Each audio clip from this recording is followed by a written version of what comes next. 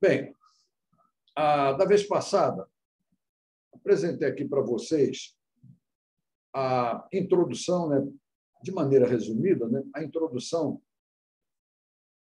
o primeiro capítulo e uma ligeira entrada no segundo capítulo da Ética Protestante e o Espírito do Capitalismo. Vamos lembrar o título e vamos relacionar o título com os tipos ideais de Weber, os tipos ideais de ação. Ética protestante, para Weber, é ação racional relativa a valores. Capitalismo, não estou considerando aqui espírito por enquanto, capitalismo é ação racional relativa a fins. E sem trocadilho, sem nada, o espírito do livro é a relação entre uma ação racional relativa a fins, que é o capitalismo, e os valores e as ações racionais relativas a valores que possam estar conjugadas com ela, com essa ação racional relativa a fins, que é o capitalismo, que é o de usar dinheiro para ganhar mais dinheiro. Então, o que está em jogo aqui? A consideração de que o capitalismo é uma prática que mostrou, no tempo do Weber, na Europa,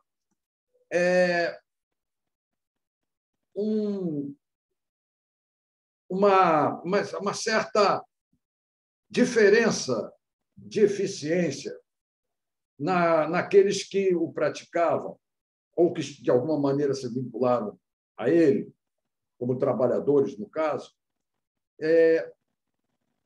uma diferença de eficiência muito relacionada a valores de vida, a estilos de vida, e indicando para Weber ali uma espécie de presença maior, uma presença de eficiência maior de capitalistas protestantes e de trabalhadores protestantes.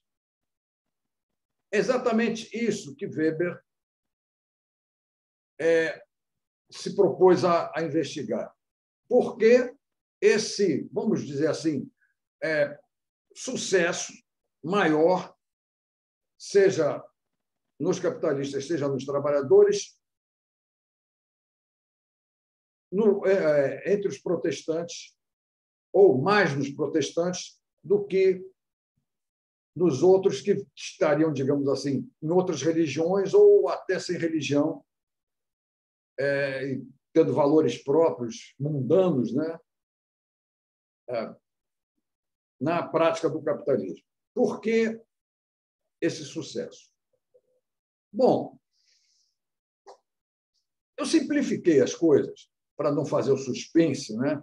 Para não fazer o suspense, porque a gente só vai descobrir, de fato, isso lá para o final do livro, que a preocupação de Weber diz respeito àquilo que chama o desencantamento do mundo, que é o resultado de uma maior racionalização da vida, de um crescimento da racionalização da vida, e, consequentemente, vamos falar assim, da vida prática, da vida nos nossos negócios, nas nossas relações sociais.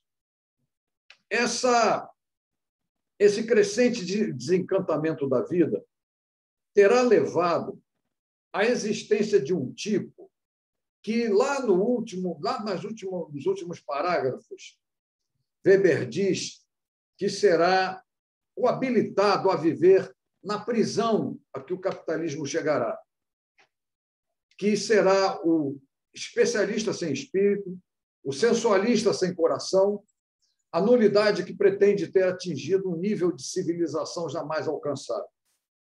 Então, nós vamos lá no final do livro, nós vamos ver esse extremo, essa coisa extrema, vou repetir, que é esse especialista sem espírito, sensualista sem coração, essa nulidade que pretende ter atingido um nível de civilização jamais alcançado. E o que é ele como tipo, o que ele seria para Weber? Ele seria o racionalista ascético. Ele seria, então, alguém que age de acordo com aquilo que seria o racionalismo ascético. O que seria o racionalismo ascético? É alguém tão racional agindo nesse mundo que se considera acima de tudo que existir dentro dele.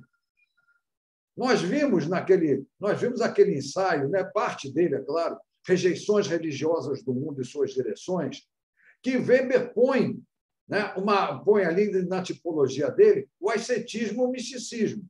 E põe o ascetismo como ascetismo ativo no mundo e o ascetismo como fuga ascética no mundo, que é aquele recolhimento em conventos, retiro espiritual no carnaval, coisas assim. Mas o ascetismo ativo no mundo é alguém que vai agir racionalmente nesse mundo para dominar as ordens desse mundo nas relações diretas com elas. É aquele racionalismo ascético que procura se afastar, considerando aqui o livro, de todas as emoções, de estar acima de todas as emoções. Como seria numa linguagem nossa, né, vulgar, um insensível, um sujeito tão racional que chegaria a ser insensível. O racionalista ascético, no seu extremo, seria esse tipo. Tá? E é isso que Weber quer descobrir. É isso que descobrir, digamos assim, em termos de origens culturais desse tipo que está surgindo dentro do capitalismo. E mais ainda, por como ele pode ser assim, pelo fato dele, como é que ele pode ser assim, quando, na verdade, ele abandonou todos os valores.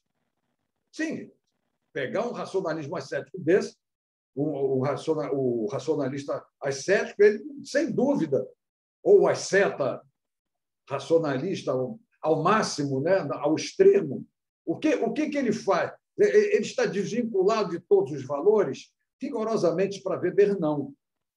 Mas só que ele conseguiu fazer uma coisa. Ele trata agora o capitalismo como um valor em si mesmo. Esse fato de tratar de ter no capitalismo um valor em si mesmo é aquilo que o Weber chama de o espírito do capitalismo. É o capitalismo não estar com uma ação racional. Eu sei que o galera do treinamento está diferente de Londres. E aí é um caso, o que Weber está falando aí, é que esse homem que está nessa ação racional relativa a fins, agora ele está também numa ação racional relativa a valores, mas que não são valores estranhos ao capitalismo. Pelo contrário, agora o capitalismo é um valor em si mesmo. Então, o espírito do capitalismo é exatamente essa descoberta ou essa chegada à prática do capitalismo como um valor em si mesmo, acima de todos os valores que existem nesse mundo. Assim, é uma espécie de tipo máximo, tipo ideal, o tipo máximo a que terá chegado o capitalismo. Não sei se Weber está, no fundo, falando de um tipo ideal, e, no caso, se levando a todo o exagero que os tipos ideais têm, ou se ele está falando no fato que já encontraria aquilo na prática. Tá? Porque, quando a gente, lá no final, esse especialista sem espírito, sensualista sem coração, já é um homem que estará do futuro, é um homem do futuro. Então, é um tanto ou quanto difícil dizer se esse homem existe aqui, neste momento no momento em que ele estava fazendo isso, né?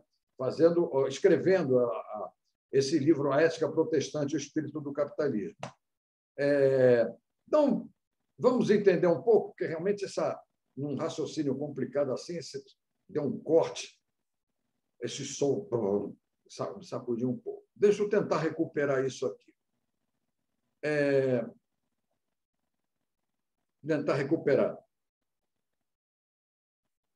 Weber está fazendo uma coisa que caracteriza bem a sociologia dele como uma ciência da cultura.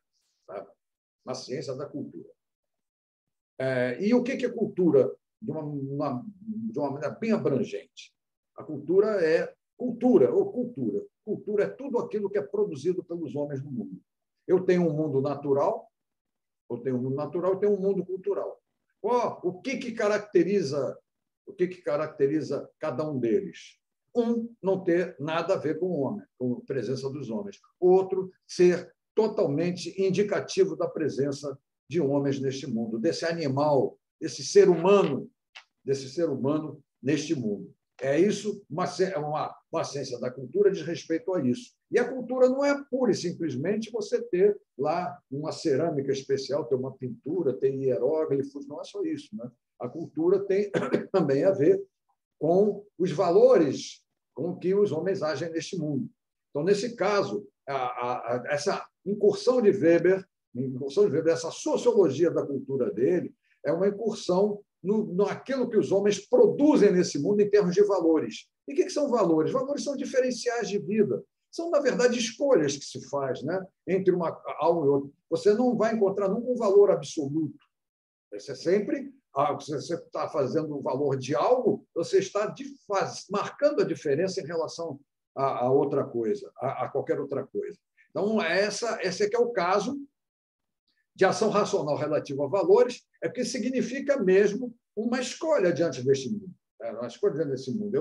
Eu escolhi viver de acordo com a ética protestante, escolhi viver de acordo com os valores da comunidade da qual faço parte e assim por diante. Então, é isso que Weber está imaginando, que dentro dessa cultura, dentro dessa presença dos homens no mundo, de repente, essa prática que é de usar dinheiro para ganhar mais dinheiro, que é a prática capitalista, ela vai se mostrar como um valor em si mesmo. Para Weber, isso é um esmagamento terrível da condição humana, né? E provoca um esmagamento terrível da condição humana. Então, como é que se chegou a isso? No geral, para ele, é resultado do processo de desencantamento do mundo, da crescente racionalização da vida prática, e a crescente racionalização não significa estar sabendo mais da existência, não. Não tem nada a ver uma coisa com a outra. Crescente racionalização da vida prática é fazer a vida prática ser cada vez mais pensada em termos racionais e não imaginar nada de sobrenatural, nada de estranho, nada de misterioso ligado a ela. É querer encontrar racionalidade em tudo. E viver de maneira, digamos, não misteriosa até, dentro deste mundo, e aí se recusando a todas as coisas que possam ser, nesse mundo, encantadoras, entre as quais a própria arte, né?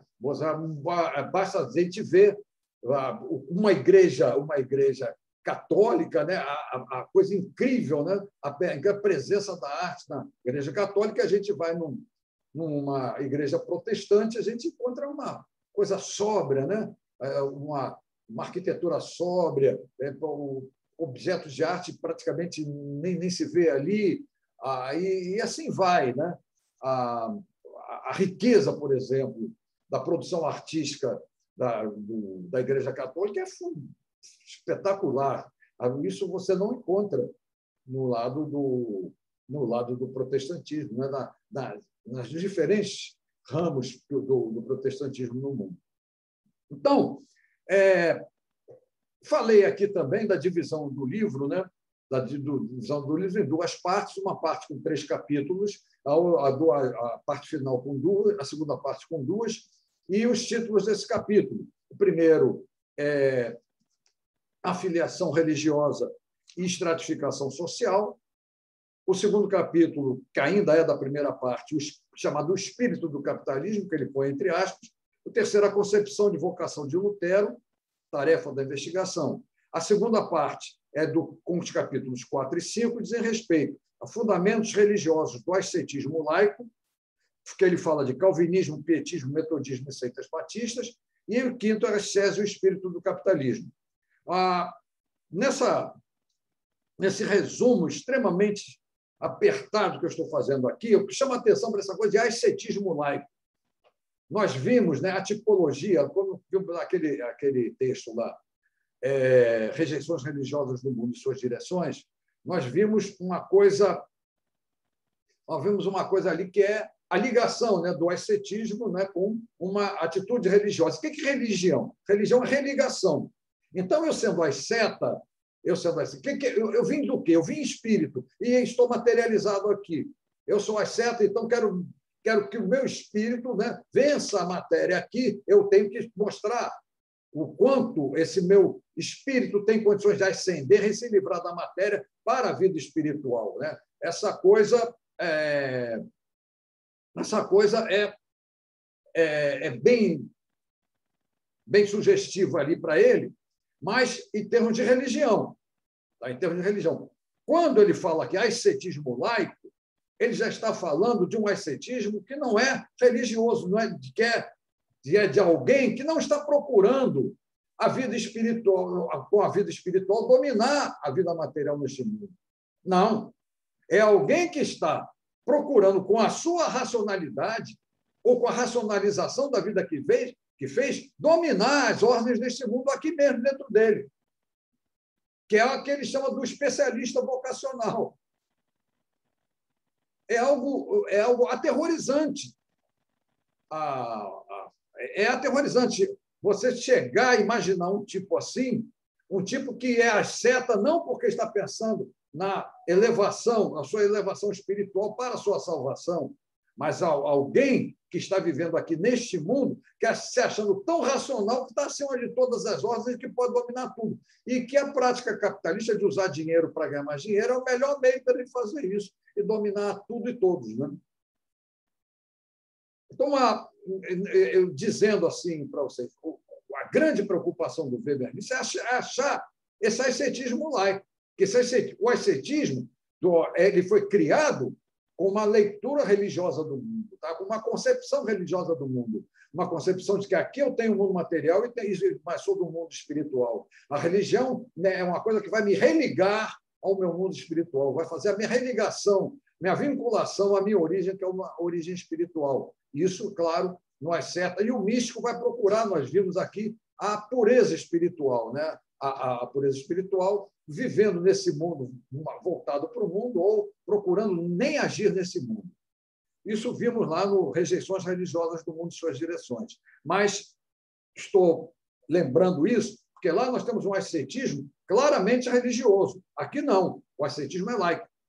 O ascetismo é laico, o ascetismo é aqui dentro deste mundo, é a razão para dominar desse mundo. É aterrorizante, eu não sei como é que vocês sentem isso, mas já cruzei com pessoas assim, e a gente vê, por exemplo, esse ministro que está aí, desse Paulo Guedes, ele é quase isso, né? Ele é quase isso. Aqui ele tem um nível de safadeza tão grande que a safadeza dele, desculpe falar dessa maneira, ainda dá um certo tom humano nele. Porque se ele fosse... Mas ele se joga em termos de argumentações completamente racionais, que quer que aquela racionalidade que ele joga ali, ela seja a razão do domínio dele. Então, se fosse só isso, pela própria racionalidade, ele agir em favor da racionalidade fria, estar fazendo toda essa tragédia social que ele põe aí, porque ele, na verdade, é um especialista sem espírito, um sensualista sem coração, ele seria aterrorizante para nós. E o que eu estou chamando a atenção é exatamente o seguinte: ele não chega a ser tão aterrorizante assim, porque ele é safado. E essa safadeza dá uma humanidade a ele. No tipo do Weber, não tem a safadeza, não. O tipo ideal do Weber aqui, desse racionalista ascético, é alguém que é razão pura mesmo, tá? Não tem nada nele em termos de sentimento, de safadeza, de coisa nenhuma. E vocês vão achar estranho falar isso, mas é o fato, o cara indicar uma safadeza que ele não é puramente racionalista ascético, e talvez não seja mesmo. Ele seja mais safado do que um racionalista ascético. É que ele usa os argumentos do racionalismo ascético, argumentos racionais, para em favor das coisas de banqueiro safado, agiota que ele tem. Ele é. Essa coisa, não sei se ficou claro isso que falei para vocês, mas é algo mais ou menos nessa linha. E aí, então, mas, de qualquer maneira, vocês já começam a ver o quanto, né, alguém assim puramente, com um agir puramente racional, ele é horrível, horrível, horrível, horrível.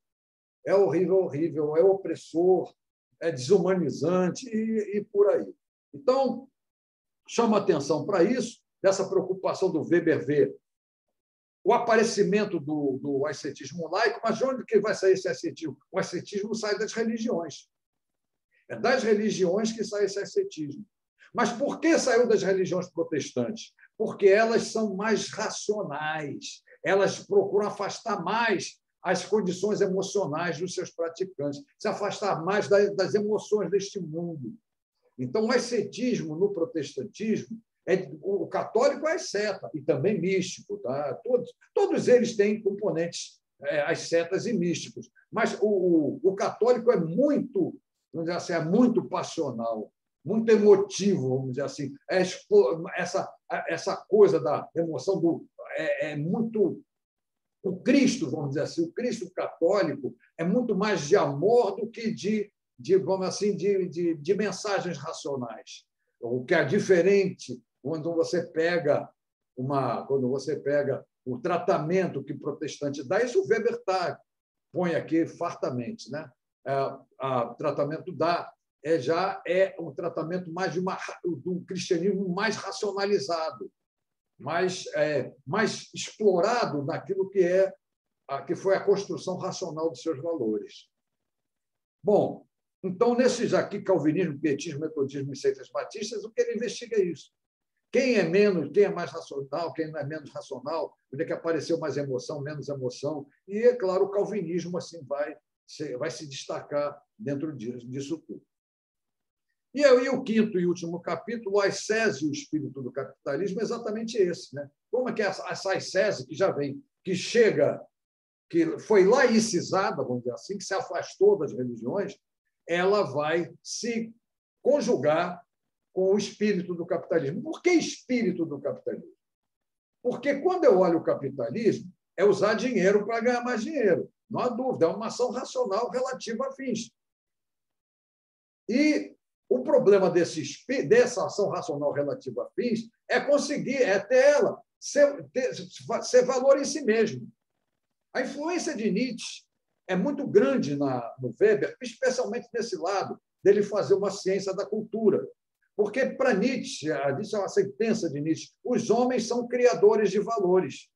Então, a questão para Weber é sempre investigar a criação de valores dos homens e por que esses valores foram criados. Tentar compreender essa criação de valores. A sociologia do Weber é uma sociologia de interpretação, uma sociologia que busca interpretar as ações dos homens no mundo, os motivos dos homens no mundo, e exatamente, e mais precisamente, até os valores que os homens criaram, as escolhas que os homens fazem nesse mundo. Quando criam valores, eles estão fazendo escolhas e tentar interpretar essas escolhas para, quem sabe, até fazer um tipo de previsão como essa que ele está fazendo aqui, essa previsão que é de que no futuro nós teremos o especialista sem espírito, o sensualista sem coração, essa nulidade que terá atingido um nível de civilização jamais alcançado. Pois bem, então, mas vamos ver nisso tudo, no capítulo 2, né? No capítulo 2, o que já foi, de alguma forma, iniciado aqui, semana passada, o que Weber põe como definição provisória ou proposta provisória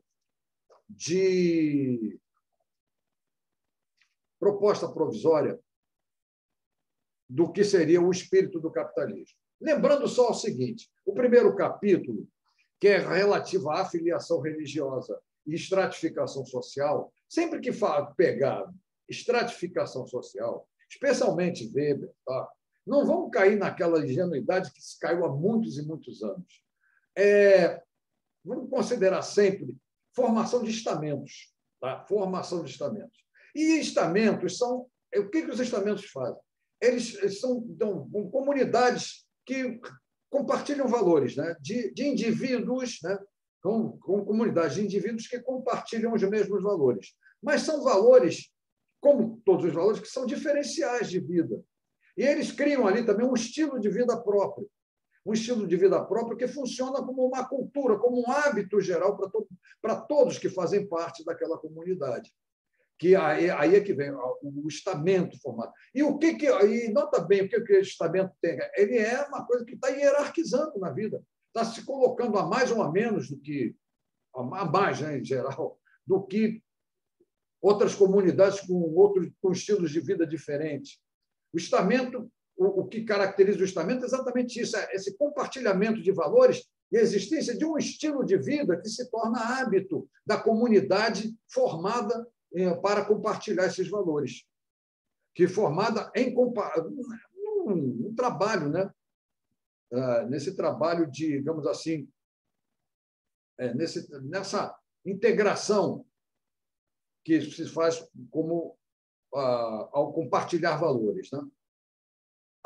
Bom, então, essa para Weber é importante, porque, nota bem, se não houvesse hábito, como ele fala, ethos, né? A palavra ethos, né, que usa muito, ela significa hábito.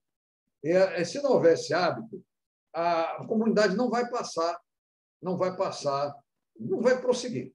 Esse hábito tem que persistir. E esse hábito, esse ethos, né, ele tem mais a ver com aquilo que seria uma ação tradicional.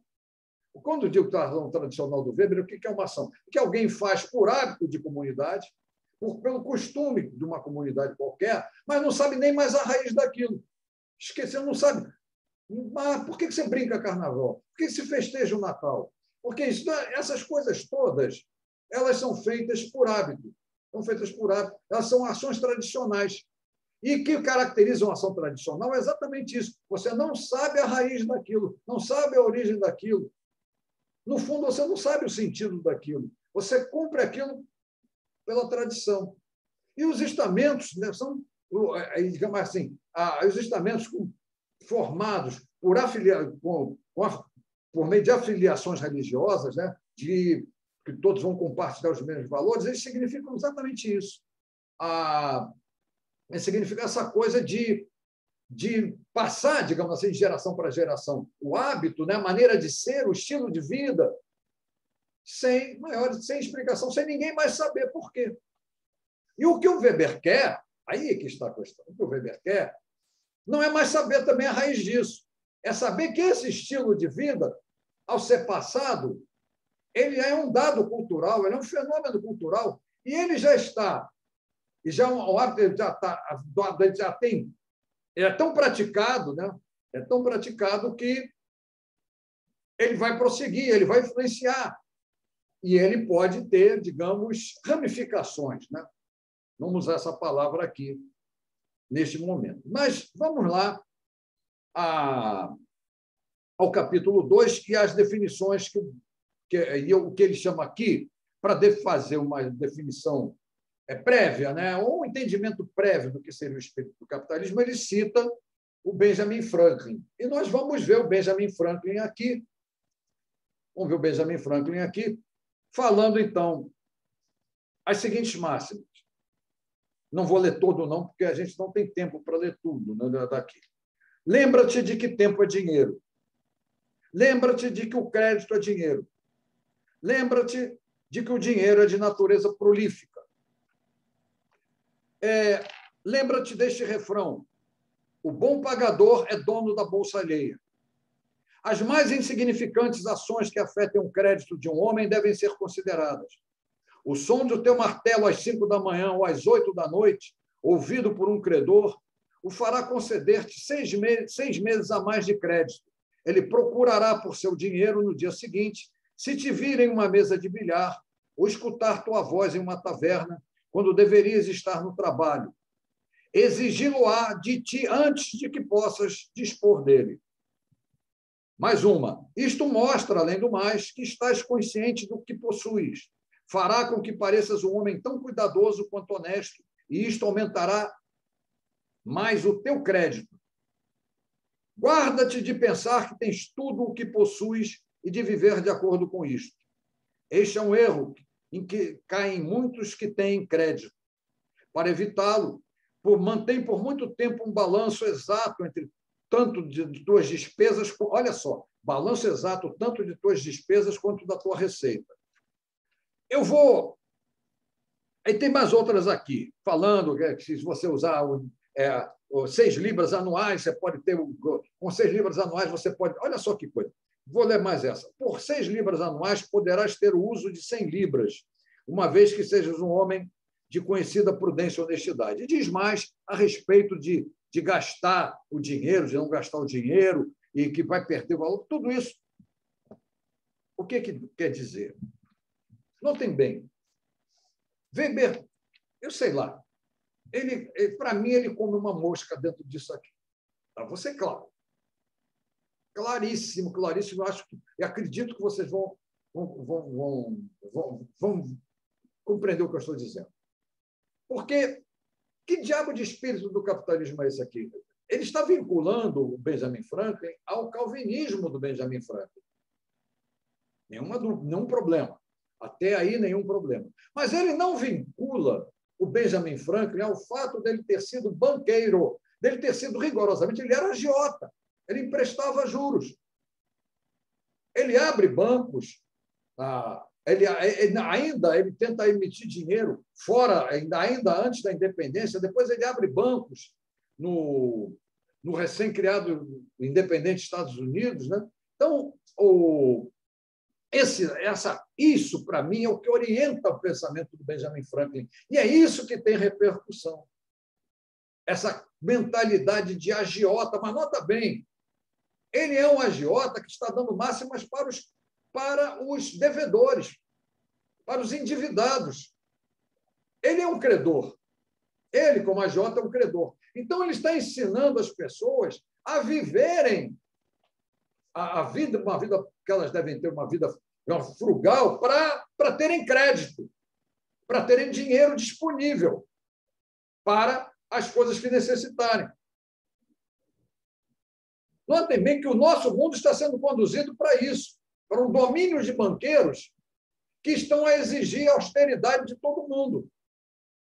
Eu vou reler coisas que eu falei agora para nós nos ligarmos de que isso aqui, por exemplo, é algo que o FMI faz com o Brasil, fez com o Brasil, que banqueiros fazem com o Brasil, que essa autonomia e independência do Banco Central que os tecnocratas estão conquistando aqui no Brasil estão fazendo com o governo brasileiro.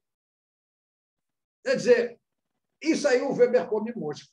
E come mosca também de investigar por que o Calvino, né, na verdade, lá na Suíça, onde a Suíça que tinha ganho muito dinheiro, os suíços tinham ganho muito dinheiro, que eram os principais mercenários da Europa, os mais caros, e aprenderam práticas bancárias com italianos. Eles estavam emprestando dinheiro e o Calvino tinha que pagar. Isso é uma hipótese. O Calvino estava lá na Suíça, em Genebra, lugar cheio de bancos, cheio de dinheiro que está sendo emprestado, e ele tem que pagar aquilo, porque ele também tem que cuidar da segurança dele. Sem dinheiro, ele não pagava a segurança dele de jeito nenhum. E as guerras ali com os católicos eram carnificinas terríveis. Então, a posição do Calvino tem muito mais a ver com alguém que pega, digamos assim, o seu rebanho e faz o seu rebanho um monte de ascetas para recolher dinheiro e pagar suas dívidas. E vocês notem bem que, mesmo de maneira extremamente... Isso se alastra dentro do protestantismo do mundo inteiro, isso até vira negócio. Dentro do Brasil, a gente está cheio de ver casos assim. Eles pegam esse comportamento... Muita gente pegou esse comportamento do protestante e fez a sua empresinha, né? Fez a sua empresa, digamos, a sua empresa cristã, a sua empresa de valores cristãos, tipo o seu Samuel Malacraia, e outras figuras do ramo aí, que vocês notam que eles já estão sempre, né, pedindo grana. E o asceta, quem tem que ser, é o seguidor. Então, vocês vão... O Benjamin Franklin aqui está fazendo prescrição para endividados. está endividado. Ele não está mandando ir lá para Santa Edviges, ou Edviges, né? Não sei, Edviges, para perdoar dívidas, para conseguir perdão de dívidas, coisa nenhuma. Ele está botando aqui, ó, tomou dívida, tem que pagar. E aí, lembra-te de que tempo é dinheiro. Time is money.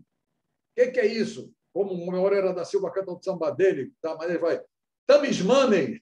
Ele fala assim, time is money, quer dizer tempo é dinheiro. O que é tempo é dinheiro? Porque se você é devedor, você não pode ficar no lazer, você tem que trabalhar o tempo todo para pagar sua dívida. Porque pagar sua dívida tem uma coisa importante, você tem sempre o dinheiro, sempre o direito à bolsa alheia. Lembra-te de que crédito é dinheiro, ou seja, se você tem crédito, você tem dinheiro disponível. Lembra-te que o dinheiro é de natureza prolífera, procriativa. Aí ele está falando uma coisa que é o capitalismo, na verdade. Dinheiro faz mais dinheiro, mas o dinheiro não faz mais dinheiro de qualquer maneira. Ele tem que ser um intermediário. Ele pode ser intermediado por trabalho, pode ser intermediado por serviço, já foi intermediado até por saques para conseguir metais preciosos para fabricar moedas, e o dinheiro também, é claro, nunca esquecer isso. Hoje em dia, ele é intermediado por dívida pública de governo, por títulos que os bancos jogam por aí, distribuindo muito escorados na dívida do grande emissor de dinheiro, que é o próprio governo. Então, usar dinheiro para ganhar mais dinheiro. Ele é de natureza prolífica. Não, entre nós, não é o dinheiro que cria mais dinheiro. Com dinheiro, eu tenho muitos meios de intermediar relações para ganhar mais dinheiro. Sim, esse é o capitalismo, mas quem produz o dinheiro, quem emite o dinheiro, esse é o governo. Mas isso a economia esconde de todo mundo. Diz que o dinheiro vem da mercadoria, uma mentira grossíssima. Tinha lá Adam Smith suas razões argumentativas para dizer isso, mas é evidente que não, que era vinculado ao argumento dele, nada tinha a ver com a realidade. Então, olha só, lembrando, o bom pagador é dono da bolsa alheia. O que vocês estão vendo? É o banqueiro. Aliás, todos nós estamos passando hoje em dia aqui no Brasil essa coisa de toda hora nos oferecerem crédito. Se não oferecem o crédito, nos oferecem essa arapuca chamada cartão de crédito. Você vai com essa arapuca chamada cartão de crédito e vai fazendo compra. Daqui a pouco você está com dívida, aí não paga a dívida inteira, tem que pagar juros. É isso que eles mais querem, pagar juros, e assim vai. Já estão dando cartão até sem anuidade, porque o importante ali não é você pagar a anuidade pelo cartão, é você, não poder pagar tudo que está comprando ali e ficar pagando as dívidas. Porque descobriu-se uma coisa, o Weber não cita isso, que o dinheiro é o único objeto. Quem descobriu isso, afinal de contas, é o locutor que vos fala. O dinheiro é o único objeto que pode fazer o seu preço em si mesmo, que é a taxa de juros. Taxa de juros é o preço do próprio dinheiro. E tem outro preço que é em moeda estrangeira, que chamam de taxa cambial. Então, como o dinheiro mas por que o dinheiro pode fazer essa taxa de juros? Pode criar o seu próprio preço. Por que ele pode fazer o seu preço em si mesmo? Por causa da garantia governamental. Porque qualquer coisa, o governo não tem, ele emite, paga lá. E assim vai. Mas tudo isso é encoberto, tudo isso é escondido. O bom pagador é dono da bolsa alheia, quer dizer, se eu pago minhas dívidas, ou seja, se eu pago a taxa de juros, se eu pago o serviço das minhas dívidas, eu tenho direito ao dinheiro. E aqui, para a gente ver o pedaço que tem a ver muito com os governos brasileiros, relações com o FMI, bancos internacionais. Vamos lembrar isso aqui que eu acabei de ler há pouco. Guarda-te de pensar que tens tudo o que possuis e de viver de acordo com isso. Olha só, que safadeza. Guarda-te de pensar que tens tudo o que possuis e de viver de acordo com isso. Eu estou satisfeito, cara. Eu tenho um computador, tenho um celular, tenho sapato, tenho calça, tenho camisa, eu tenho armário, tenho isso aí. Aí o cara chega assim, não. Olha, inventaram um novo computador. inventaram um novo, ou seja, o capitalismo vem criando em você uma necessidade. A necessidade é essa para você nunca acreditar que já tem tudo o que precisa. Notem bem a maldade do negócio. Você não pode nunca acreditar que tem tudo o que precisa. Você tem sempre que considerar que precisa de alguma outra coisa para você comprar essa outra coisa. Mas como é que você vai comprar? Com crédito. Entendem como é que é? Tinha TV em preto e branco. Depois você não é tudo que precisa. Tem que ver a cores. Claro que também tem. Isso melhora a qualidade da televisão e tudo. Mas você tem que criar necessidade. Isso é uma coisa que Marx chama atenção. Não, o Capital Marx chama atenção para isso. O capitalismo tem sempre que ficar inventando a necessidade em cima das pessoas. Então, se eu tenho, sei lá, a televisão, sei lá, com uma imagem, como eles chamam, aquelas coisas analógicas, né? Sei lá, e aí vai para o digital, você tem que agora, isso aí você está criando uma nova necessidade. Eu estou satisfeito com o meu modelo antigo de televisão. Não. Ou você tem que arranjar um novo. Eu tenho uns aparelhos desses que chamam de bens duráveis aqui em casa há 30 anos. E nunca mudei esses aparelhos, que eles funcionam, fazem o que eu quero. Mas o que o capitalista diria para mim? Tem um mais atualizado, tem um mais isso, tem um mais aquilo. Então, toda hora tem lá, é o reloginho que passa a ter uma função a mais, é o celular que você pode ter uma função a mais, pode ver mais isso, pode ver mais aquilo. Tem sempre que criar essa necessidade. Ou seja, criar em você esse espírito aqui, guarda-te de pensar que tens tudo o que possuis e de viver de acordo com isto. Este é um erro em que caem muitos que têm crédito. Olha só, porque você tem crédito, se você tem crédito, você pode ter mais coisas. Entendem o que é? Se você tem crédito, você pode ter mais coisas. E o importante é vender o dinheiro, cara. Então, para evitá-lo, mantém por muito tempo agora que eu estou entrando na questão governamental, um balanço exato, tanto de tuas despesas quanto da tua receita. O que é isso? Qual é o nome disso em termos de governo? Vamos lá, Isabel. Qual é o nome disso em termos de governo? Como a Maria Luísa me responde isso? Tiago me responde isso. Juliana me responde isso. Júlia me responde isso. Juliana me responde isso. Otávio me responde. Fernando, hein? O que quer dizer isso? Quando falo em termos de governo, vocês ouvem isso constantemente. O que é esse negócio? Você, para ter por muito sempre um balanço exato das suas despesas com a tua receita. O que quer dizer isso? Vamos, por favor, alguém me responda aí. O Weber não diz. Me responda, mas está todo dia no noticiário. Não, eu preciso esclarecer vocês sobre isso, porque vocês ouvem isso, ouvem uma coisa aí, e não têm a menor ideia. Por que porcaria é essa? Isso se chama, o que eles chamam hoje para os governos de responsabilidade fiscal. O que é a responsabilidade fiscal? Exatamente isso. Vai ser um balanço de despesa com as receitas. Entendeu? E o que é a responsabilidade fiscal? O que é a responsabilidade fiscal? É você não ser deficitário nesse balanço entre receita e despesa. A responsabilidade fiscal é você ter um superávit de receitas que te permita educação? Não. Saúde? Não. Transportes? Não. Previdência? Não. Pagar as dívidas com os bancos. Responsabilidade fiscal é isso. É você ter um equilíbrio entre receitas e despesas, ou melhor, e uma sobra, um excedente entre receitas e despesas para você pagar a dívida que tem. Aí é que está. O governo gasta, tem um excedente, com o excedente paga os bancos, tá? Paga os bancos, e os bancos vivem do quê? Vivem exatamente do aperto que o país passa, por uma diminuição das despesas que ele tem para que ele tenha responsabilidade fiscal. Por que criaram essa coisa de teto de gastos no Brasil? Teto de gastos. O Brasil, a Constituição de 88 fala que tem que ter um piso mínimo de 18% nos estados e 25% da União para a educação. Piso mínimo, um gasto mínimo do orçamento é isso, é 18% nos estados e 25%. Por que isso caiu? Por que acabaram também com piso mínimo também para a saúde, com despesas mínimas para a saúde. Por quê? Porque querem ter menos, querem gastar menos ainda.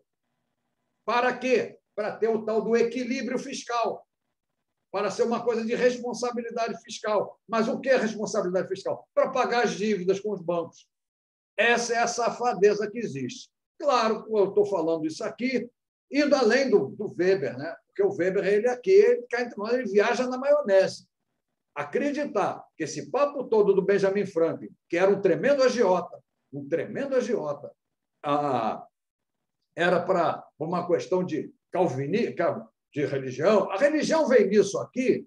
Vejam bem, essa austeridade do calvinismo não é uma questão religiosa, não é uma questão de vamos ser asceta a tal ponto. Não. Tá? Vamos ser asceta aqui neste mundo para poder pagar as nossas despesas. Essa é a coisa mais crucial dentro disso. Bom,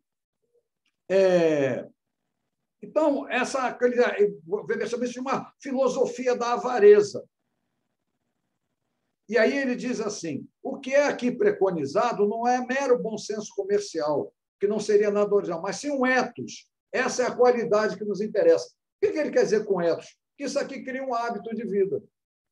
Isso cria um hábito. Isso cria um hábito, um modo de ser nos indivíduos, claro, e quando eles, então, formam comunidades, né, estamentos que têm o mesmo estilo de vida. É isso que interessa ao Weber, no fato, é como é que criaram esse comportamento, esse ascetismo aqui mundano, né? Então, o que acontece também? O que ele fala, né, que o espírito fundamental dessa ética, né, é a obtenção de mais e mais dinheiro sem gozar a vida. O resultado disso vem por aí mesmo. É você ganhar dinheiro sem gozar a vida. Ganha dinheiro. Mas, uma coisa justificativa. Porque o dinheiro tem que ser representado de alguma maneira. Se você ganha dinheiro e não vai usar aquilo que o dinheiro pode proporcionar a você, em termos de prazeres neste mundo, de tranquilidade nesse mundo, para que vai servir o dinheiro para você? E aí que ele vai começar a botar a ética protestante nessa história como coisa que fala de predestinação para a salvação. Você tem... Como é que você pode dizer que você é um predestinado para se salvar e o outro não? Você mostra essa predestinação por meio da sua existência aqui. Você tem essa vocação. E você tem essa tentação o tempo inteiro, que é o dinheiro, mas você é um asceta. Se você é um asceta, não vai usar o dinheiro, pelo que em tudo que é para o que ele pode lhe proporcionar, digamos assim, de conforto na vida, de prazeres e tudo isso. Não. O dinheiro vai ser esse ganho vai ser sempre uma demonstração de que você foi escolhido por Deus, de que você está escolhido para essa salvação, de que você está um predestinado. Tá? Claro, vocês estão vendo, eu não estou brincando com isso, eu estou falando essa palavra, vou falar uma palavra pesada aqui, já falei ela algumas vezes hoje, mas vou falar de novo. Vocês notam que há muito de safadeza em cima disso. E essa safadeza, ela de início não era assim, então, e ela hoje em dia é aproveitada fartamente aí nessas universais do reino de Deus, nessas coisas como é que é? Daquele RR não sei das quantas, tudo isso vocês veem, é uma coisa que hoje é aproveitada numa ação capitalista dentro da... Que engraçado que no ensaio Seitas Protestantes, o Espírito do Capitalismo, essa tendência de uma igreja protestante, de uma seita protestante virar uma empresa ela própria, ela existia nos Estados Unidos. Mas ele fala isso como uma coisa, digamos, feita até com boas intenções, vamos dizer assim. Só que acabam competindo empresarialmente, né? Acabam sendo empreendimentos burgueses, essas seitas protestantes, essas igrejas protestantes das diferentes localidades começam e acabam competindo entre si e tudo.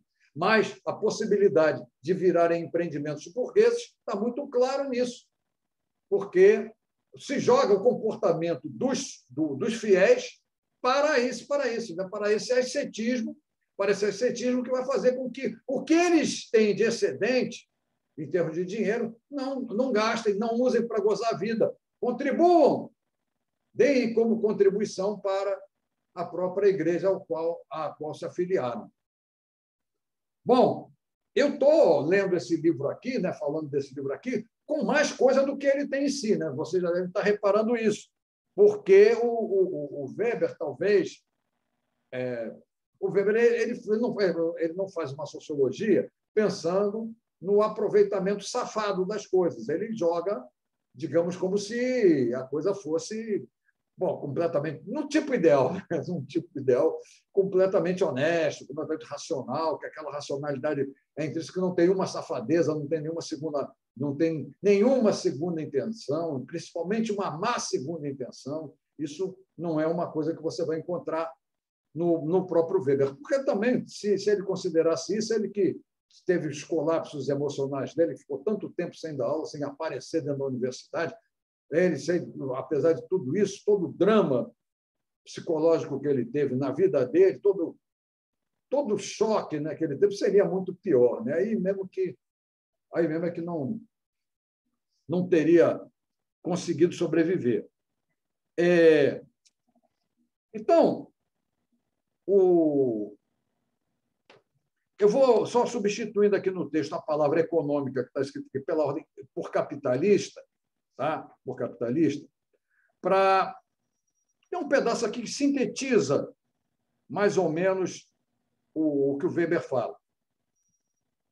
O que ele está pretendendo dizer. Né? Ganhar dinheiro dentro da ordem capitalista moderna é, enquanto for legalmente, o resultado e a expressão de virtude e de eficiência em uma vocação. E esta virtude e eficiência são, como não é difícil de se ver agora, os verdadeiros alfa e ômega da ética de Franklin, tal como é expressa nas passagens que citamos assim, como, sem exceção, em todos os seus trabalhos. Ele vincula essa ética, né? essa ética ao calvinismo. Ele era calvinista, tinha uma afinidade ao calvinismo por causa da doutrina de austeridade que vinha do calvinismo e que, para ele, como banqueiro, não tinha coisa melhor do que ela como agiota, né? Para, digamos assim, ser a orientação dos seus clientes, dos seus devedores. Bom, há um trecho aqui, está ainda também no segundo capítulo, em que ele fala de uma revolução que passa a haver dentro do capitalismo com aquilo que seria uma tradição, um comportamento tradicional dentro dele para essa nova forma de ação dentro do capitalismo. E aqui não está em jogo, vamos dizer claramente, um banqueiro. Aqui já está em jogo produtores, ou, como se gosta de falar hoje em dia, empreendedores. Tá? Empreendedores. E ele põe em confronto aqui aquele que seria um empreendedor tradicional e o novo empreendedor, aquele que está, digamos assim, embriagado pelo espírito do capitalismo. Notem bem, já não é um banqueiro aqui, mas está embriagado pelo espírito do capitalismo. Então, eu vou mostrar para vocês aqui, é um trecho longo do segundo capítulo, mas que vale a pena. O nosso tempo é muito escasso, mas vamos ver aqui. Ele vai botar os empreendedores tradicionais com esse novo empreendedor de espírito capitalista, em que põe o capitalismo acima de tudo que apareceu, mas não como banqueiro, como produtor. Veja bem. Até mais ou menos meados do século passado, a vida de um produtor, pelo menos em muitos dos ramos da indústria têxtil continental era o que hoje poderíamos considerar muito confortável. Podemos imaginar sua rotina mais ou menos como se segue. Os camponeses traziam seus tecidos, geralmente feitos, no caso do linho, principalmente ou estritamente de matéria-prima que eles próprios produziam, à cidade onde vivia o produtor. E depois de uma cuidadosa avaliação da qualidade frequentemente oficial, recebiam por ela o preço costumeiro. Ou seja, o fabricante ele vai receber agora a matéria-prima. Tá? E vai a matéria-prima, avaliar a matéria-prima para fazer um outro produto de consumo. Os fregueses do produtor, para colocação em todas as distâncias maiores, eram geralmente intermediários, que, do mesmo modo, vinham a ele, na maioria das vezes, não ainda por causa de amostras, mas à procura de qualidades tradicionais e compravam de seu estoque ou, com grande antecedência, faziam encomendas que provavelmente eram, por sua vez, transmitidas aos camponeses. Então, o que ele está relatando aqui? O camponês vai lá, faz a matéria-prima, o fabricante vai fazer, mas o fabricante ele tem encomendas, passa a ter encomendas. Conforme as encomendas, ele pede até mais dos produtores da matéria-prima. Mas o que ele quer dizer? Que agora vão comprar nele por atacado. Vão comprar nele por atacado, porque tem uma freguesia para esses produtos tradicionais, de qualidade tradicional, sei lá, em grandes centros. Então, está lá naquele pequeno centro produtor, está pegando, está comprando no atacado. Está ali pela tradição, está tudo funcionando muito bem. O recrutamento pessoal dos fregueses, eu estou pulando alguns pedaços, tem que pular, senão não dá. O recrutamento pessoal dos fregueses ocorria, se tal, apenas de tempos em tempos, pois geralmente bastava a correspondência, com o que a remessa de amostras foi pouco a pouco ganhando terreno. O número de horas de trabalho era muito exíguo, talvez 5 ou 6 horas por dia, às vezes considerável menos. Mas durante a estação de vendas, quando havia esta, os ganhos eram moderados, o bastante para levar uma vida respeitável e, em boas épocas, pôr de lado um pouco, poupar. Globalmente, as relações entre os competidores eram relativamente boas, com grande grau de acordo quanto às bases do negócio. Uma longa visita diária à taverna, geralmente com abundância de bebidas, e um círculo aprazível de amigos tornavam a vida confortável e prazerosa. A forma de organização era, em todos os aspectos, capitalistas. A atividade do empreendedor era de caráter puramente comercial. O uso de capital em giro no negócio era indispensável. E, finalmente, o aspecto objetivo do processo econômico, a contabilidade era racional. É bom guardar isso. Tá? Era, todavia, se considerar o espírito que animava o empreendedor, um negócio de cunho tradicionalista. O modo de vida tradicional, a taxa tradicional de lucro, a quantidade tradicional do trabalho, a maneira tradicional de regular as relações com o trabalho, o círculo essencialmente tradicional de fregueses e a maneira de atrair novos.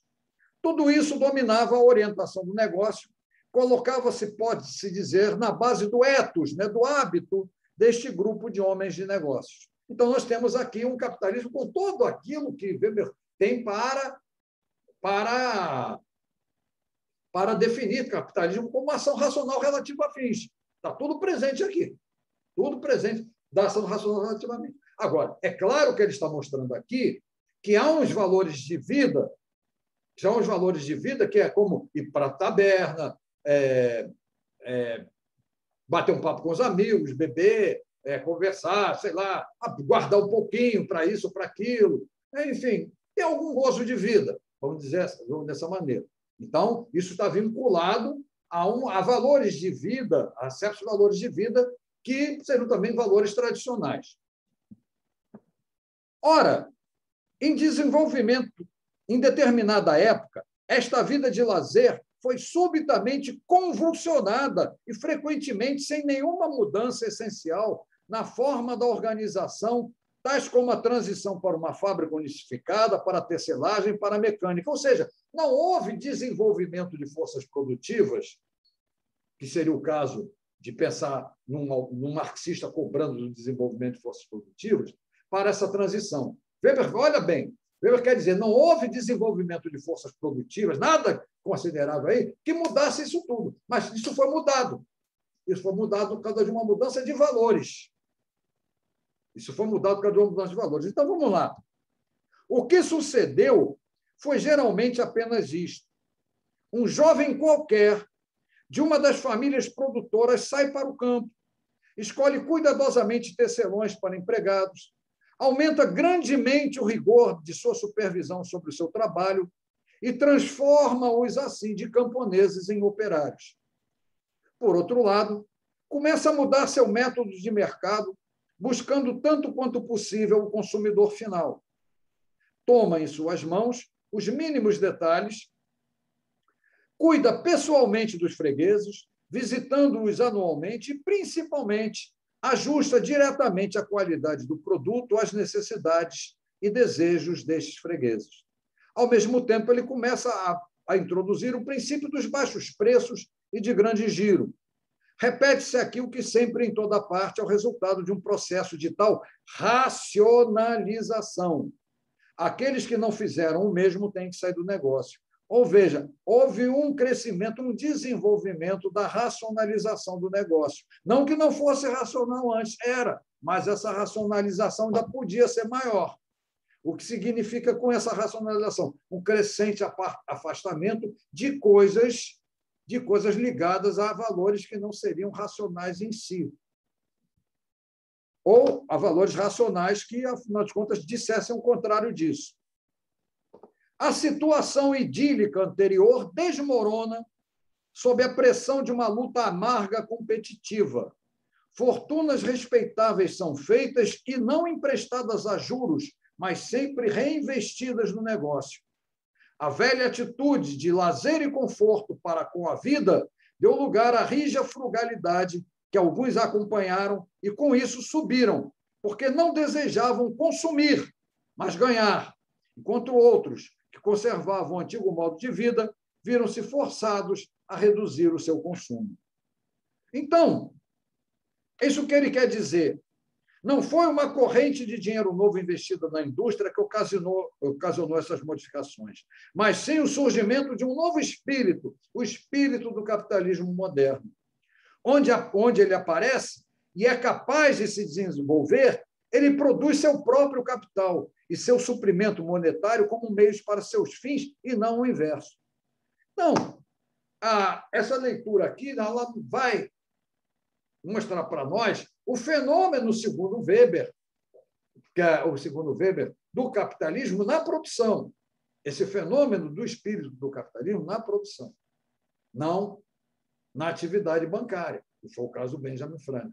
Então, isso aqui já é uma coisa diferente. É uma coisa diferente. É claro que esse aqui vai ter que ter crédito, mas mesmo se poupar, ele vai reinvestir no negócio dele. Mas por que ele vai poupar e vai reinvestir no negócio dele? Ele não vai consumir, ele vai expandir sempre o seu negócio. Ou seja, o dinheiro excedente, que é um dinheiro que seria um dinheiro para consumo, para prazeres da vida, não é no caso do banqueiro, ele manda o cara para pagar crédito. Ele quer esse excedente para poder pagar crédito. No caso do empreendedor, do produtor, o Weber está citando aqui, ele vai reinvestir, ele vai fazer o negócio dele crescer. Seria a diferença, por exemplo, de protestantes, no caso, que são produtores e não banqueiros e não agiotas, fazendo esse emprego dentro da produção. E, notem bem, não consumindo, não melhorando a sua qualidade de vida. Não, a qualidade de vida é a mesma, mas sempre na expansão do seu negócio. É aquilo, vamos dizer assim, é o coração daquilo que hoje em dia chama-se firma, né? A firma ela tem vários negócios. Ela hoje está no negócio do macarrão, amanhã ela está no negócio dos motores, amanhã ela está ela vai se virando em tudo quanto é lugar. Ela começa a investir os seus excedentes num bem de consumo qualquer, de repente há uma saturação dentro das oportunidades de compra, né? ou da demanda, né?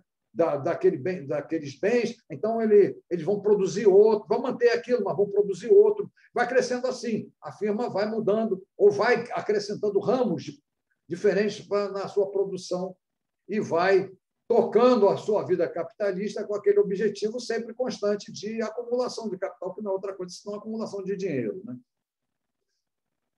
Bom, então aí o tradicionalismo fica jogado fora. Tem várias coisas a considerar, mas eu vou ter que dar um pulo, né? Vou ter que dar um pulo agora para o capítulo 3, porque o Weber agora tem que procurar as origens culturais disso. E ele vai procurar as origens culturais disso na concepção de vocação, na vocação, da ideia de vocação. Porque o que ele já anuncia no capítulo 2? Que isso começa a se vincular aos poucos com uma coisa da ética religiosa, mais especificamente com a ética calvinista, que é da vocação. Alguém já está fazendo isso aqui neste mundo, já está sendo tanto lá o banqueiro quanto o empreendedor privado na produção, porque acredita estar vocacionado para isso, ser chamado para isso. E aí, o que ele vai dizer? Mas essa ideia de vocação não é sem mais nem menos, essa é um outro fenômeno cultural. E vamos ver a origem desse fenômeno cultural tal como ele aparece, como ele terá aparecido.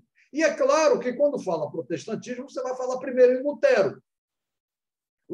E, provavelmente, encontrar ali em Lutero o aparecimento dessa concepção de vocação que está presente agora no empreendedor capitalista. Só que o que Weber vai trabalhar é de que, embora essa concepção de vocação de Lutero apareça lá em Lutero, ela não traz ainda essa racionalização da vida e essa coisa voltada para a prática capitalista que ocorreu depois com aqueles que são os ramos, né?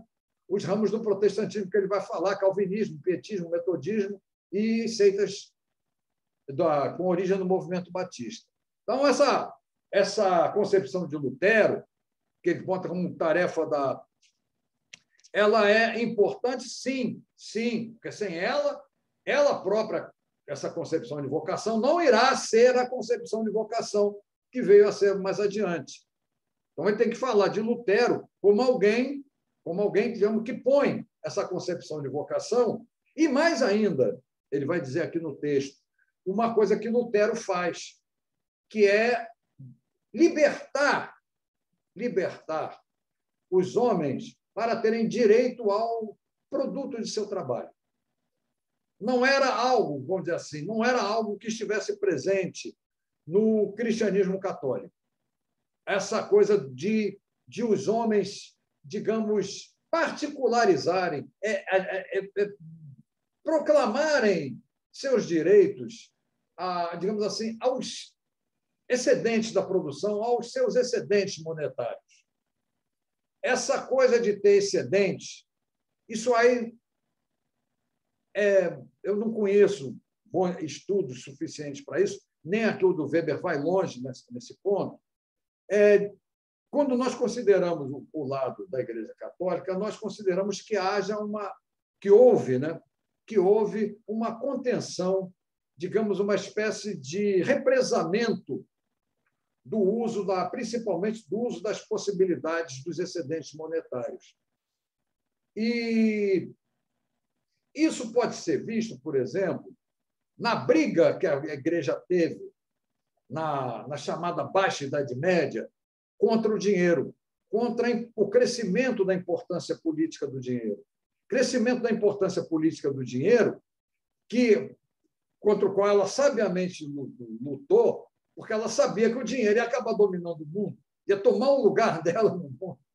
E tomou, de fato. Se a Igreja dominou moralmente as armas, especialmente lá no século XI, ela dominava até ali, mas dominou mais ainda no século XI. Depois das Cruzadas, ela se viu com um problema sério, que era dominar o dinheiro, o crescimento da importância política do dinheiro, pela vinculação que o dinheiro tinha com os guerreiros, que eram profissionais Então, principalmente os melhores eram profissionais. Então, toda essa há uma luta da Igreja Católica contra o dinheiro, né? Contra o dinheiro, para tentar dominar moralmente o dinheiro. Isso não foi conseguido. Os livros de história ensinam, passam umas lições completamente equivocadas a respeito, como se a igreja quisesse tomar o dinheiro da mão de quem tinha excedente, para ela, a igreja, ter dinheiro e viver de maneira faustosa. Não, não, não, não, não. Não se reconhece na igreja empreendimentos capitalistas. Aquilo era aquelas coisas de toda a política, digamos assim, contrária ao dinheiro que a igreja assumiu, embora se tivesse que se vincular aos homens de dinheiro, era uma questão de domínio moral sobre o dinheiro, domínio moral sobre a política, que, enquanto era apenas explicitado nas armas, ela conseguia um bom tempo. Mas agora, quando é o dinheiro, aí ela perde, ela não tem. A igreja nunca conseguiu controlar moralmente o dinheiro, como conseguiu na antiguidade controlar um bom tempo as armas. Porque os elementos políticos que nós temos hoje, os poderes executivos, são as armas e o dinheiro. Com as armas tem-se a garantia, com o dinheiro tem-se a execução. E, naquele momento, estava crescendo, né? Estava aparecendo com muita clareza neste mundo o poder executivo do dinheiro, que vinha por meio do dinheiro. E a igreja tentou controlar isso. Não conseguiu. O resultado está aí. Esse mundo em que o principal poder executivo desse mundo é o dinheiro, garantido pelas armas. Nunca esqueçam isso. Sempre garantido pelas armas. Não vá alguém dizer: vou rasgar dólares não sei aonde, acabar os dólares. Os Estados Unidos vai lá um instantinho e invadir. Tá? Vamos ser bem claros que a coisa é bem significativa nesse ponto. O problema da igreja é controlar os excedentes. Mas o Lutero, que aparece o Lutero, e a primeira coisa que o Lutero faz, na verdade, é liberar para senhores, né, feudais do mundo germânico o direito ao próprio dinheiro, que, significando, na leitura do Lutero, o direito de ser possuidor dos seus próprios excedentes de trabalho, seja os excedentes da produção, seja os excedentes monetários, mas principalmente os excedentes monetários. Isso é uma coisa que começa a aparecer em Lutero, essa busca dos direitos aos excedentes monetários, e depois nós vamos ver o Locke lá, na Inglaterra, coroando toda a luta da Commonwealth contra os reis, porque os reis tinham conseguiam, na verdade, o controle do dinheiro nos seus reinos. Mas o que acontece na Inglaterra? Os homens da Commonwealth, eles fazem a Petition of Rights, em 1628, anunciando que o dinheiro que eles têm, o dinheiro excedente deles, é direito deles. E isso vai ser defendido depois pelas instituições civis que vão ser criadas depois da Bill of Rights, quando o parlamento passa a ser poder legislativo. Quando Locke, na teoria dele, diz que o dinheiro, na verdade, é um direito civil. Não diz isso explicitamente, mas está ali. Entre vida, liberdade e posses, as posses são os excedentes monetários, compõem esse direito civil, que é o direito de propriedade.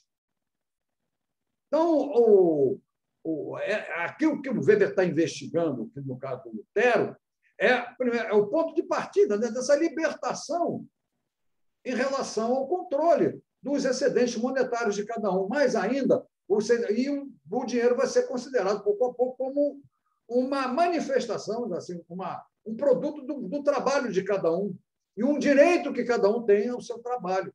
Aqui Lutero vai começar a libertar, e depois, como direito civil, ou entre os direitos civis, nós vamos encontrar o direito aos excedentes monetários. O direito de possuir os excedentes monetários e não ficar com esses excedentes monetários sujeitos a impostos arbitrários por parte do rei. Ali já estão fugindo de impostos. A igreja, ela não botava nem a coisa em termos de imposto, ela colhia aquilo para domínio dela, para domínio moral dela. Mas mais adiante, vocês vão ter não defendem-se contra isso que faz. Lutero é o ponto de partida dessa fuga. Depois, repito, em Locke, já estão se defendendo contra os reis que metiam a mão nos excedentes monetários dos súditos. Bom, então, uma coisa que Weber mostra aqui, por exemplo, de que não há no Franklin essa coisa, digamos assim, de considerar o caráter prolífico do dinheiro. Essa coisa do dinheiro fazer mais dinheiro, que é um dado importante. Então, como ele fala, o conceito de vocação aparece aqui, o direito de ser dono do produto do seu próprio trabalho também está aparecendo aqui, mas aquilo que seria atitude capitalista, aquela coisa de pensar o dinheiro como um objeto prolífico, isso não aparece em Lutero. Então, ele vai botar Lutero, no fundo, fora do que seria o ascetismo, né? O ascetismo religioso que levou ao espírito do capitalismo. Ou melhor, que foi a base cultural de onde depois foi parar como espírito do capitalismo. Bom,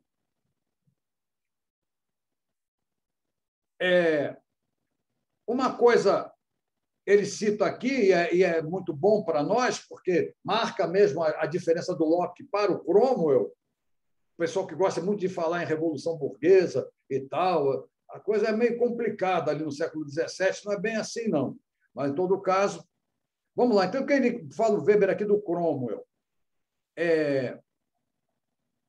Cromwell, depois da chacina de Dunbar, setembro de 1650, escrevia ao parlamento: reformai, por favor, os abusos de todas as profissões. E se houver alguma que empobrecer a muitos para enriquecer uns poucos, ela não convém à comunidade. Isso é uma proclamação, tipicamente, veja bem, aquela coisa, isso aqui é contra aquele próprio espírito que vai aparecer do calvinismo, né? que apareceu no calvinismo, de que eu sou predestinado à salvação e quanto mais ganhar dinheiro, estou predestinado à salvação, o outro empobreceu, que se dane. O Cromwell se põe contra isso. E essa chacina de Dunbar, deixa eu lhes dizer o que é a chacina de Dunbar. É a invasão que Cromwell faz da Irlanda e contra os católicos irlandeses que tinham se revoltado contra a decapitação de um rei católico, que era também rei da Irlanda, no caso inglês, o Carlos I. Vejam bem, ele vai para lá e dá um ultimátum. Um ultimátum bem feroz para cima dos irlandeses, para os irlandeses se entregarem. Eles não se entregam, então ele mais uma chacina, mas é uma carnificina do cão que ele propõe ali, e foi essa carnificina que gerou entre os irlandeses o ódio que eles criaram pelos ingleses, principalmente contra os protestantes. Depois fica lá, numa Irlanda do Norte, tendo uma maioria protestante, mas, mesmo assim, sempre recebendo reações indignadas dos católicos. E essa chacina de Dunbar, na vida dos irlandeses, ou na história da Irlanda, né, é um ponto marcante. Foi ela que, a raiz de todos os movimentos clandestinos, ou melhor, ela que provocou, né, a revolta entre os irlandeses para todos os movimentos clandestinos contra os ingleses, que foram até que o exército republicano irlandês depusesse as armas e vivessem, sei lá se podem, né, em alguma harmonia política.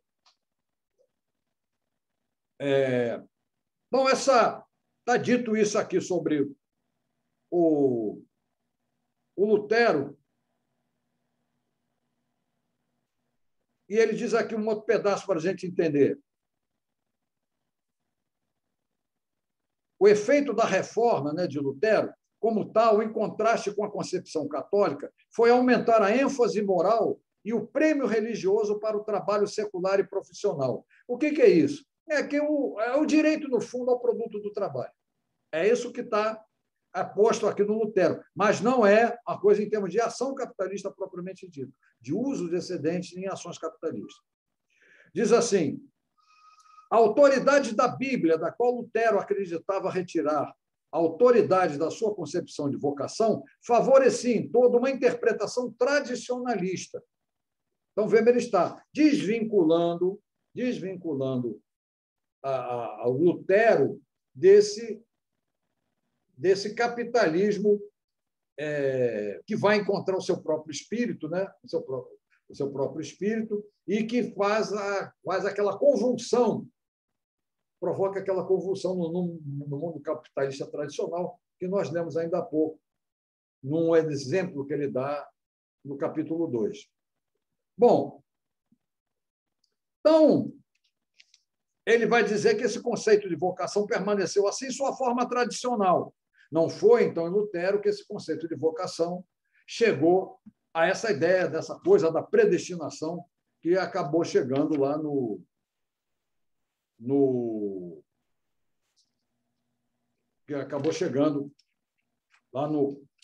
com o calvinismo. Uma outra parte aqui ainda desse capítulo, que é para nós estendermos a compreensão dele.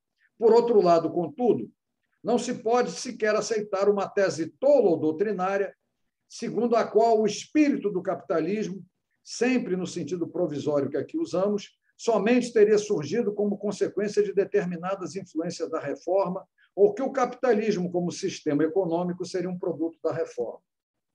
É uma das coisas que... Quem é que faz isso aqui? Se vocês...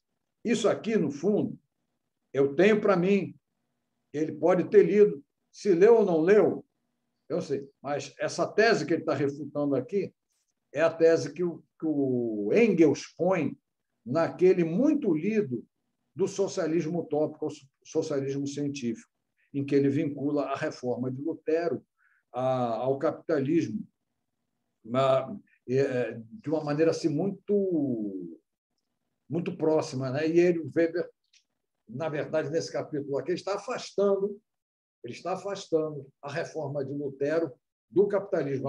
Ela proporciona caminhos para o que veio a acontecer depois com o capitalismo, ou seja, com o rompimento com o comportamento tradicional, mas proporciona um caminho para isso, mas já não traz, mas não é em si o que esse caminho, o que aqueles que entraram por esse caminho acabaram produzindo.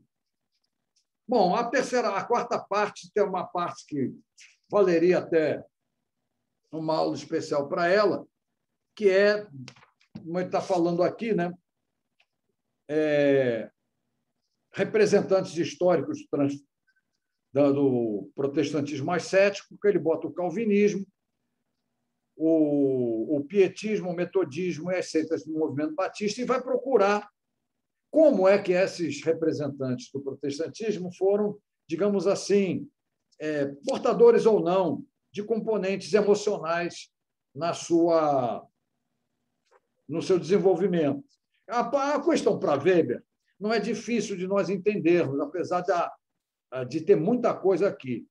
É que a própria doutrina da predestinação está presente ali, mas ela tanto mais funciona, quanto mais racional ela é, quanto mais afastada, digamos assim, de tratamento emocional, né? Ou de vinculação a componentes emocionais. Então, uma leitura aqui de um pedaço em que Weber é extremamente... em que ele confessa muito o que passa na cabeça dele, naquilo que seria o mais generalizante que o pensamento dele tinha, né?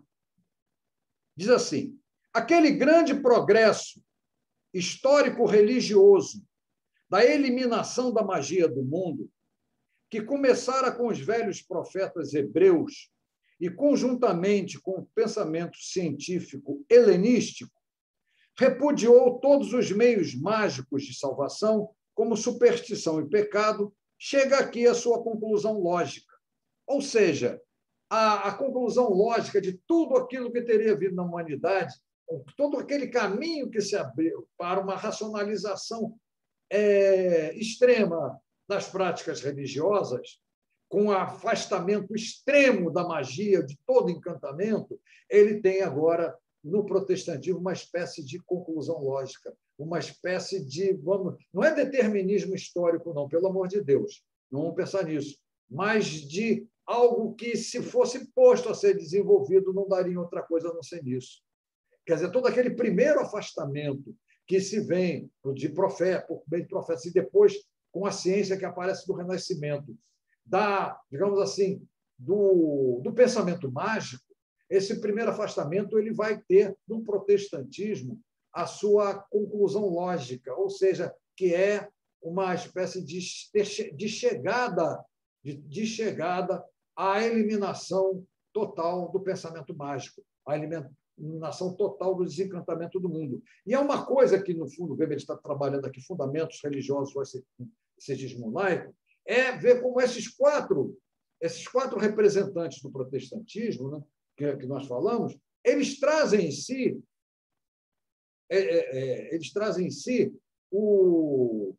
ainda esses componentes sobrenacionais de como eles se aproximam ou não dessa racionalização extrema da vida. A grande preocupação dele é essa. Como esses grandes representantes do protestantismo estão exatamente nesse caminho, uns mais avançados, outros menos, digamos assim, da total racionalização da vida prática, com total afastamento de componentes emocionais da vida prática, claro, para dar naquele que ele constrói como, no fundo, tipo ideal, né? Que é aquele especialista sem espírito, sensualista sem vocação, nulidade que pretende ter atingido um nível de civilização jamais alcançado. Afinal de contas, isso é uma coisa que atormentava Weber, né? Não era uma coisa que ele... Isso era a grande tese dele, né, a respeito de para onde estava indo ou para onde os homens existentes nesse mundo, para onde os indivíduos estavam indo. A questão do Weber ali, essa é a tese dele, mas que ele vai chegar lá, no fundo, é um tipo ideal.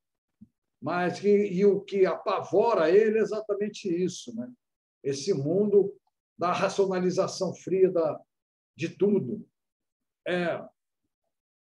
Vamos lá.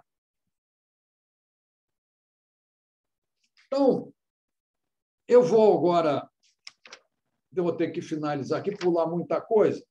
Eu vou ler um pedaço que talvez seja muito, que concentre um pedaço, que acredito eu, pedaço já no 5º capítulo, que concentra nele muito do que o Weber vinha, digamos assim, indicando. Muitas coisas ficam de fora, não tem jeito, né? Não tem como. Teria coisas aqui excelentes para a gente comentar, até da crueldade do mundo capitalista, né? O mundo capitalista se torna uma coisa extremamente cruel. E há várias coisas a pegar, mas tudo bem.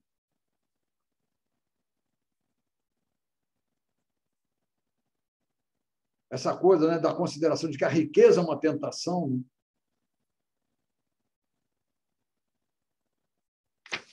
Vamos ver o pedaço que eu quero.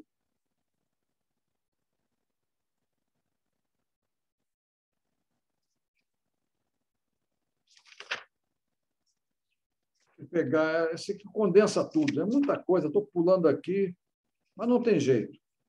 Eu acho até que esse livro aqui, apesar das falhas que ele tem, que não são poucas, ele merece até um curso à parte, sabe? Uma eletiva à parte para ele. Então, olha só. Já lá para o final, essa conclusão dele aqui é muito, muito representativa do que ele desenvolveu ao longo do livro todo. Diz assim: desde que o ascetismo começou a remodelar o mundo e a nele se desenvolver, os bens materiais foram assumindo uma crescente e, finalmente, uma inexorável força sobre os homens, como nunca antes na história. Hoje em dia, ou definitivamente, quem sabe, seu espírito religioso safou-se da prisão. O capitalismo vencedor, apoiado numa base mecânica, não carece mais do seu abrigo. Isso aqui é o que melhor representa para mim dentro do texto o capitalismo não precisar mais ser praticado com valores religiosos que o justifiquem. Ele não tem, ele é uma ação racional relativa a fins que não precisa mais de valores exteriores a eles para se justificar. Ele agora não precisa desses valores que foram desenvolvidos, principalmente dentro do protestantismo, desse ascetismo que foi desenvolvido no protestantismo para se justificar. Hoje em dia, o capitalismo se descobriu como um valor em si mesmo. Ele descobriu-se como um valor em si mesmo, e por isso a base mecânica é exatamente essa. Ele agora é um valor em si mesmo. E aí o Weber está botando uma das coisas mais importantes da teoria sociológica dele, aquela ideia de valor em si mesmo que nós vimos de maneira muito resumida naquele trecho da esfera estética, aquele trecho da estética que nós lemos aqui, em que a arte está vinculada à religião, vinculada à religião, vinculada à religião. Chega um momento com a racionalização da vida, a arte se liberta e passa ela a assumir uma função a ter uma função de salvação nesse mundo, não importa como isso possa ser interpretado. A arte passa a ser um cosmo de valores, passa a ter um cosmo de valores independentes que cada vez vale por si próprio. Ou seja, a arte se descobre como valor em si mesma e não precisa mais se vincular à religião para se manifestar. É isso, o capitalismo, é um raciocínio do Weber lá. Isso é o o mesmo raciocínio que ele usou na ética protestante, o espírito do capitalismo. Aqui está chegando, o capitalismo finalmente se encontrou como valor em si mesmo, não precisa mais do abrigo da religião, nada disso. De uma religião que conseguiu destacá-lo de religiões que impediam o seu desenvolvimento, que impediam até que ele chegasse a um dia se descobrir como um valor em si mesmo, ou a ser praticado como um valor em si mesmo. É por isso, então, vou ler de novo esse pedaço, do qual falei aqui 1 milhão de vezes na aula de hoje, que é esse aqui.